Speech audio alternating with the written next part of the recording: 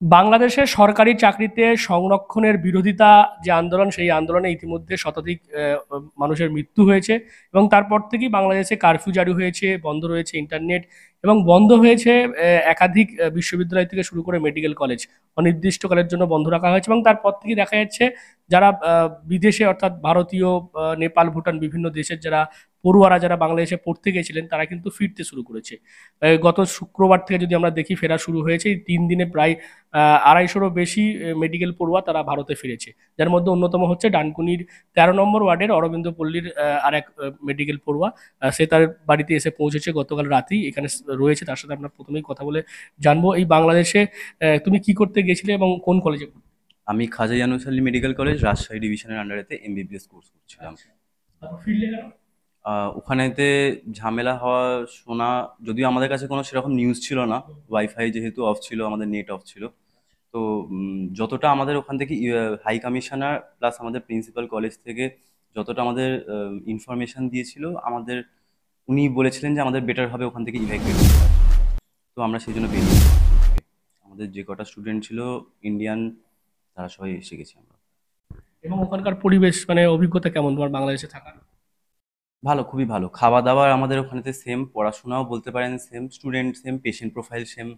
মোটামুটি আমাদের সবকিছুই সেম। খালি দূরত্বটাই একটু যতটা বেশি। না হলে সেরকম কোনো আলাদা আমার কিছু লাগে না। এমনি কি এই অশান্তিটা হয়ে কি কোথাও গিয়ে একটা মানে পরিবেশ নষ্ট হলো না, যদিও ওটা ঢাকাতে হয়েছে, আমি একটু দূরেতেই, আমার আমার কলেজটা পেরিফেরিতেই, সিরাজগঞ্জের রাজশাহী ডিভিশনেতে। তো আমি সেরকম কোনো সমস্যা কিছু দেখিনি। হ্যাঁ, আমাদের কোর্স একটুখানি পিছিয়ে যাচ্ছে এটার জন্য। এটাই একটুখানি প্রবলেমের, বাট সেরকম কিছু আমাদের সমস্যা নেই। ফেরার সময় রাস্তা মানে কিভাবে আসলে মানে? আচ্ছা, আমাদের ওখান থেকে হাই কমিশনার আর প্রিন্সিপাল আমাদেরকে বাস ওখানে করে দিয়েছিলেন, 6টা 7টা বাসের মতো। আমরা ওখান দিয়েই ওইটা দিয়েই আমাদের বর্ডার অব্দি আমরা এসেছি, মালদা। মালদাতেও আমাদের ওখানে খুব কোঅপারেট করেছেন, ওখানে যে কটা স্টাফ ছিল, ওখানে পুলিশগুলো ছিল। এবার এদিকেতে আসার পর থেকে আমাদের দায়িত্ব আমরা যেরকম করে ফেরার। তোমার সাথে আরো দুজন বন্ধু তারা কাশ্মীরের এবং আরো 3জন মেয়েরা তারাও? হ্যাঁ, অ্যাকচুয়ালি কালকে আমরা সবাই একসাথেই ফেরার কথা ছিল। অ্যাকচুয়ালি গাড়িটা একটুখানি ছোট ছিল, তাই আমার 3টে ফ্রেন্ড আছে, ফিমেল ফ্রেন্ড, তাদেরকে আমি এয়ারপোর্টে তাদের ড্রপ করলাম। আজকে কাশ্মীরে 2টো ফ্রেন্ড আসবে দুপুর 2টোর দিকে। ওই 3জন মেয়েরা তারা কোথায় তাদের বাড়ি? ও একজনের মধ্যপ্রদেশ, একজন তামিলনাড়ু, আর একজন আহ, মহারাষ্ট্র। হুম, এই দুটো ছেলে যারা বন্ধু হয়েছে তারা এরা হচ্ছে কাশ্মীরের। আজকে ওরা কি এখন ফিরছে না? হ্যাঁ, ওরা এয়ারপোর্টেতে, ওরও একটা ফ্রেন্ড আছে যারা ওরা এয়ারপোর্টে ড্রপ করে আমার কাছে আসবে, আমার বাড়িতে আসবে ওরা। হ্যাঁ। তারপর ওরা যখন ওদের টিকিট হবে তখন ফিরে যাবে?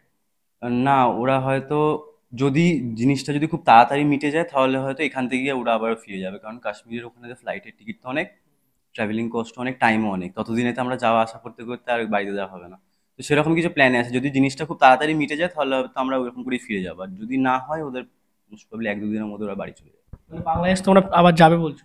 হ্যাঁ, অবশ্যই যেতে তো আমাদের হবে, কোর্সটা কমপ্লিট করতে হবে। আর আমার মনে হয় না যে আমাদের জায়গাটায় সেরকম কোনো এফেক্ট হয়েছে, কারণ আমরা যতটা ট্রাভেল করেছি আমার কলেজ থেকে মালদা বর্ডার অব্দি, আমরা সেরকম কিছু ভায়োলেন্স দেখতে পাইনি, এটাই হচ্ছে কথা। আমার মনে হয় ভায়োলেন্সটা ওই যেখানে ঢাকা মিরপুরেতে হওয়ার কথা ওখানেই হয়েছে। আর একটা শেষ প্রশ্ন, এই যে ছাত্র যেটা আন্দোলন করছে মানে সরকারি চাকরিতে সংরক্ষণ নিয়ে, এই আন্দোলনকে তোমরা সমর্থন করো? দেখুন, ওটা নিজের কান্ট্রির ব্যাপারেতে, আমি এটার ব্যাপারেতে কোনো ইনফরমেশন জানি না, তো আমার মনে হয় এটার ব্যাপারেতে আমার না বলাই উচিত, এটাই। কি নাম তোমার? আমার নাম আমার্তিয়া খানরা। আমরা পেয়েছি কাউন্সিলর রয়েছেন এখানকার, দেবাশিস ব্যানার্জি। দেবাশিস বাবু, আপনার ওয়ার্ডের এই আমার যদি তার সেও মেডিকেল পড়তো, বাংলাদেশ থেকে ফিরেছে, তার পরিবারের সঙ্গেও আপনার একটা সম্পর্ক দীর্ঘদিনের কমিউনিকেশন ছিল, কি বলবেন? দেখুন, এই রাজার বাবাও হচ্ছে একজন স্বনামধন্য ডাক্তার। উনি মানে সারা ভারতবর্ষ শুধু না, ওয়ার্ল্ডেও বিভিন্ন সেমিনারে করেন। এবার সবচেয়ে বড় কথা যে ওনার ছেলে বাংলাদেশে পড়তে গেছেন মেডিকেল, এই ব্যাপারটা আমার প্রথম থেকেই জানা। এবং সবচেয়ে বড় কথা, যেদিনকে থেকে বাংলাদেশে গন্ডগোল শুরু হলো সেদিন থেকে আমরা উৎকণ্ঠার মধ্যেই ছিলাম। আমরা খুবই ছিলাম, যে আশাবাদী ছিলাম যে ভারত গভর্নমেন্ট এদিক দিয়ে এদেরকে সবাইকে ফিরিয়ে আনতে পারবে, সেটাও হয়েছে।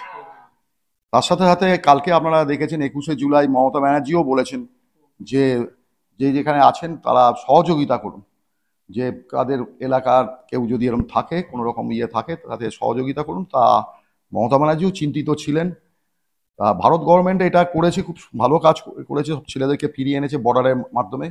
ওরা কালকের আগের দিন ওরা ফিরেছে। ইমিগ্রেশন হওয়ার জন্য একটু দেরি হয়েছে, রাত্রি 12টার সময় ফিরেছে। এবং সবচেয়ে বড় কথা হচ্ছে যে আমার মানে মেরা ভারত মহান, ভারত তো আমার মহান, আমি এই দেশে জন্মেছি। সেই মহান দেশের সন্তান ডক্টর মনতোষ কারার, উনি ওনার বাবা যে, উনি সেখানে শুধু ওনার ছেলেকে নিয়েই চলে আসেননি, উনি তার সাথে সাথে তার আরো মানে ওর ফ্রেন্ড 3টে মেয়ে, যারা কেউ একজন কর্ণাটকে থাকে, একজন মহারাষ্ট্রে থাকে, একজন ইয়েতে মধ্যপ্রদেশে থাকে, ভূপালে। তাদেরকে সকাল ভোর 5টায় ফ্লাইট ছিল, সেই ফ্লাইট ধরিয়ে দিয়েছে। আবার 2জন কাশ্মীরি ছেলে আসবে, কাশ্মীরের ফ্লাইটে প্রচণ্ড খরচা, যদি এর মধ্যে সব কিছু ঠিকঠাক হয়ে যায় তারা যাতে আবার এখান থেকেই চলে যেতে পারে, তারও বন্দোবস্ত উনি করেছেন। তাই মহান কাজটা তিনি করেছেন, মহান ভারতের মহান সন্তান হয়ে। তাকে কি ধন্যবাদ জানাবার কোনো জায়গা নেই। হ্যাঁ, সেই হচ্ছে মিলে সুর মেরা তোমারা, এ সুর বনে হামারা। আমাদের বাংলায় আর একটা যে তোমার সুর আমার সুর, সৃষ্টি করে ঐক্যতান, সেই ঐক্যতান সৃষ্টি ডাক্তারবাবু করেছেন। ডাক্তারবাবুকে আমরা অশেষ ধন্যবাদ জানাই। আর মানে এত সুন্দরভাবে উনি সবকিছু করেছেন, তার জন্য ওকে ধন্যবাদ জানানোর খুব ছোট হবে। যাই হোক, আগামী দিন রাজা সবকিছু ঠিক করে রাজাও একজন বড় ডাক্তার হবে, এলাকার আমাদের সুনাম হবে, এটাই আমার বক্তব্য।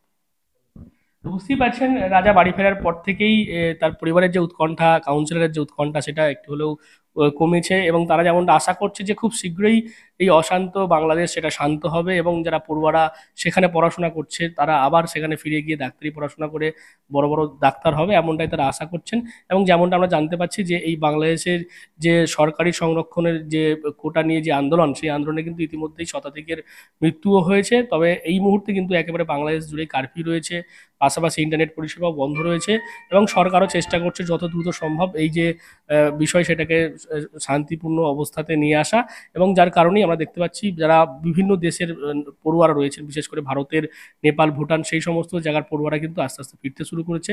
এবং শুক্রবার থেকে রবিবারের মধ্যেই 250-এরও বেশি ডাক্তারি পড়ুয়া তারা বাড়ি ফিরেছে, এবং যার মধ্যে অন্যতম হলো ডানকুনির এই ডাক্তারি পড়ুয়া। আপনারা কি বলবেন এই বিষয় নিয়ে? অবশ্যই কমেন্ট করুন কমেন্ট বক্সে। এরকম আরো খবর পেতে নজর রাখবেন ডিএনএন বাংলায়। ডিএনএন বাংলা সবার মনে, সবার ফোনে।